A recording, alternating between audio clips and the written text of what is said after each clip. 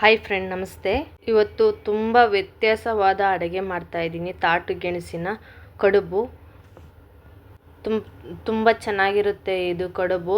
ಈ ಸೀಸನಲ್ಲಿ ಮಾತ್ರ ಸಿಗುತ್ತೆ, ಬೇರೆ ಟೈಮಲ್ಲೆಲ್ಲ ಸಿಗೋದಿಲ್ಲ. ನೋಡಿ ಎಷ್ಟು ಮೃದುವಾಗಿ, ಎಷ್ಟು ಚೆನ್ನಾಗಿ ಬಂದಿದೆ. ಇದು ನಾರಿನಾಂಶ ಜಾಸ್ತಿ ಇರುತ್ತೆ, ಫೈಬರ್ ಕಂಟೆಂಟ್ ಜಾಸ್ತಿ ಇದೆ, ಕಬ್ಬಿಣಾಂಶ ಜಾಸ್ತಿ ಇರುತ್ತೆ ಇದರಲ್ಲಿ. ಹಾಗೆ ಶುಗರ್ ಪೇಷಂಟು ತಿನ್ಬೋದು, ಮೊಣಕಾಲಿಗೆ, ನೋವಿಗೆ ಎಲ್ಲದಕ್ಕೂ ತುಂಬ ಚೆನ್ನಾಗಿರುತ್ತೆ ಇದು ಆರೋಗ್ಯಕ್ಕೆ. ಈ ರೆಸಿಪಿ ಹೇಗೆ ಮಾಡೋದು ಅಂತ ನೋಡೋಣ ಬನ್ನಿ. ಈಗ ಕುಕ್ಕರಲ್ಲಿ ಅದನ್ನ ತಂದು ಕ್ಲೀನ್ ಮಾಡಿಕೊಂಡು ಕುಕ್ಕರಲ್ಲಿ ಈ ಥರ ಉಪ್ಪು ಸ್ವಲ್ಪ ಅರಿಶಿಣ ಹಾಕಿ ಬೇಯಿಸಿ ಇಟ್ಕೊಂಡಿದ್ದೀನಿ. ಇದ್ರ ಮೇಲೆ ಸಿಪ್ಪೆ ಇರುತ್ತೆ, ಅದನ್ನೆಲ್ಲ ತೆಗಿಬೇಕು, ನೀಟಾಗಿ ವಾಶ್ ಮಾಡ್ಕೋಬೇಕು. ಇದನ್ನು ವಾಶ್ ಮಾಡಿಕೊಂಡು ಈ ಥರ ಬೇಯಿಸ್ಕೊಂಡು ಇಟ್ಕೊಂಡಿದ್ದೀನಿ. ಒಂದು 2 ಸೈಡ್ಗೆ ಎತ್ತಿಟ್ಕೊತೀನಿ. ನಮ್ಮಮ್ಮ ಕಡುಬು ತಿನ್ನೋದಿಲ್ಲ, ಹಂಗಾಗಿ ನಾನು ರಾವಾಗೆ ಸೈಡಲ್ಲಿ ಇಟ್ಕೊಂಡಿದ್ದೀನಿ. ಈ ಥರ ತುದಿಯಲ್ಲಿ ಈ ಥರ ಕಟ್ ಮಾಡ್ಕೋಬೇಕು. ತುಂಬ ನಾರಿನಾಂಶ ಜಾಸ್ತಿ ಇರುತ್ತೆ ಇದರಲ್ಲಿ. ನಾರಿನಾಂಶ ನೋಡಿ ಈ ಥರ ತೆಗೆದು ಇಟ್ಕೋಬೇಕು. ಅದು ನೀಟಾಗಿ ಇದನ್ನೆಲ್ಲ ತೆಗಿಬೇಕು, ಇಲ್ಲಾಂದರೆ ನಾರು ತುಂಬಾ ಇರುತ್ತೆ. ಈ ಥರ ನಾರೆಲ್ಲನೂ ತೆಗಿಬೇಕು, ನೀಟಾಗಿ ತೆಗಿಬೇಕು, ಇಲ್ಲಾಂದರೆ ನಾರು ಬಾಯಿಗೆ ಸಿಗುತ್ತೆ. ಈಗ ಇದನ್ನ ಓಲ್ಡ್ ಮಾಡ್ಕೋಬೇಕು. ಓಲ್ಡ್ ಮಾಡಿಕೊಂಡು ನೀಟಾಗಿ ಇವಾಗ ನೋಡಿ ನಾರು ತೆಗೆದ್ಮೇಲೆ ಈ ಥರ ಕಾಣಿಸ್ತೈತೆ. ಇದನ್ನ 2 ಓಲ್ಡ್ ಮಾಡ್ಕೋಬೇಕು. ಓಲ್ಡ್ ಮಾಡ್ಕೊಂಡು ಎಲ್ಲನೂ ಫುಲ್ ನೀಟಾಗಿ ಚಿಕ್ಕ ಚಿಕ್ಕದಾಗಿ ಕಟ್ ಮಾಡ್ಕೋಬೇಕು. ಇದ್ರ ಮಧ್ಯದಲ್ಲಿ ಒಂದು ಕಡ್ಡಿ ಥರ ಬರುತ್ತೆ, ಆ ಕಡ್ಡಿನ ತೆಗೆದು ಬಿಸಾಕಬೇಕು. ಅದು ಏನಕ್ಕೂ ಯೂಸ್ ಇಲ್ಲ. ನೋಡಿ ಈ ಥರ ಚಿಕ್ಕದಾಗಿ ಕಟ್ ಮಾಡ್ಕೊಳೋವಾಗ ನಾರಿರುತ್ತೆ, ಅದನ್ನು ಸಹ ತೆಗೆದು ಬಿಸಾಕಬೇಕು. ಇದನ್ನು ಹಾಗೇನೂ ತಿನ್ಬೋದು. ಇದನ್ನೇನು ಈ ಥರ ಸ್ವೀಟು ಎಲ್ಲ ಥರದ್ದು ಮಾಡ್ಕೋಬೋದು. ಇದನ್ನ ನೀಟಾಗಿ ನೋಡಿ ಮಧ್ಯದಲ್ಲಿ ಒಂದು ಕಡ್ಡಿ ಇರುತ್ತೆ, ಅದನ್ನ ಬಿಸಾಕಬೇಕು. ಅದು ಕಹಿ ಇರುತ್ತೆ, ಅದನ್ನು ತಿನ್ನಬಾರ್ದು. ನೋಡಿ ನಾರು ಎಷ್ಟು ನಾರು ಬಂದಿದೆ, ಇಷ್ಟು ನಾರು ತೆಗ್ದಿರೋದೇನೆ. ಇದನ್ನ ಎತ್ತಿ ಬಿಸಾಕಿ ನೋಡಿ ಎಲ್ಲ ಪ್ಲೇಟ್ಗೆ ಹಾಕ್ಕೊಂಡಿದ್ದೀನಿ. ಪ್ಲೇಟ್ಗೆ ಹಾಕ್ಕೊಂಡು ಇವಾಗ ಏನೇನು ಬೇಕು ಅಂತ ನೋಡಿ ಬರೀ ಬೆಲ್ಲ 2 ಮಾತ್ರ ತೆಗೆದು ನಮ್ಮ ಅಮ್ಮನಿಗೆ ಸೈಡ್ಗೆ ಎತ್ತಿಟ್ಟಿದ್ದೀನಿ. ಹಾಗೆಯೇ ಬೆಲ್ಲ, ಕೊಬ್ಬರಿ 1 ಕಪ್ಪಷ್ಟು, ಆಮೇಲೆ ಏಲಕ್ಕಿ ಪೌಡ್ರು ತೆಗ್ದು ಇಟ್ಕೊಂಡಿದ್ದೀನಿ. ಇದನ್ನ ಎಲ್ಲನೂ ಮಿಕ್ಸಿಗೆ ಹಾಕ್ಕೊಬೇಕು. ಈಗ ಬೆಲ್ಲ ನಿಮಗೆ ಟೇಸ್ಟ್ ನೋಡಿಕೊಂಡು, ಸ್ವೀಟ್ ಎಷ್ಟು ಬೇಕೋ ಅಷ್ಟು ನೋಡಿಕೊಂಡು ಹಾಕ್ಕೊಳ್ಳಿ. ನಾನು ಅರ್ಧ ಕಪ್ ಹಾಕ್ಕೊಂಡಿದ್ದೀನಿ, ನನಗೆ ಸಾಕು, ಸ್ವೀಟ್ ಜಾಸ್ತಿ ತಿನ್ನಲ್ಲ ಅಂತ.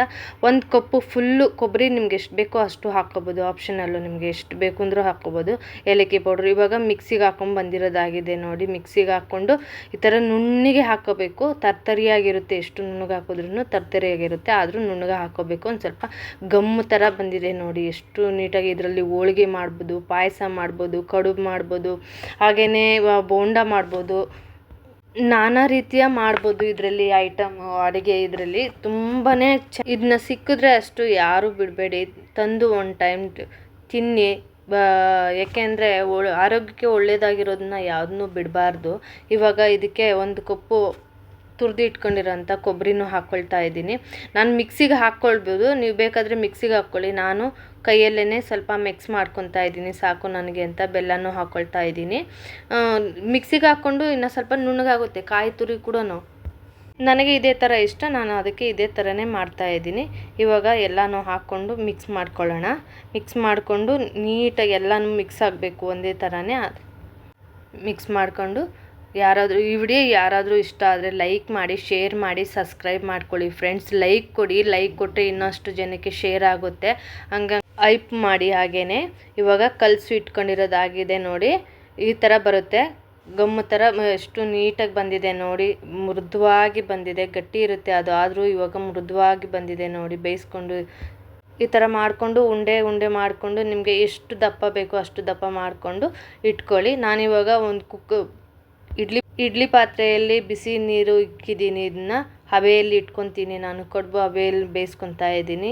ನಿಮಗೆ ಬೇಕಾದರೆ ಹಾಗೇನೂ ತಿನ್ಬೋದು. ಇದನ್ನ ಇಡ್ಲಿ ತಟ್ಟೆಗೆ ಸ್ವಲ್ಪ ಎಣ್ಣೆ ಸವರಿ ಅದನ್ನ ಅದ್ರ ಮೇಲೆ ಇಟ್ಬಿಟ್ಟು ಇವಾಗ ಮುಚ್ಚಿಡ್ತಾ ಇದ್ದೀನಿ. ಇದನ್ನು ಒಂದು 10 ನಿಮಿಷ ಬೇಯಿಸ್ಕೊಂಡ್ರೆ ಸಾಕಾಗುತ್ತೆ.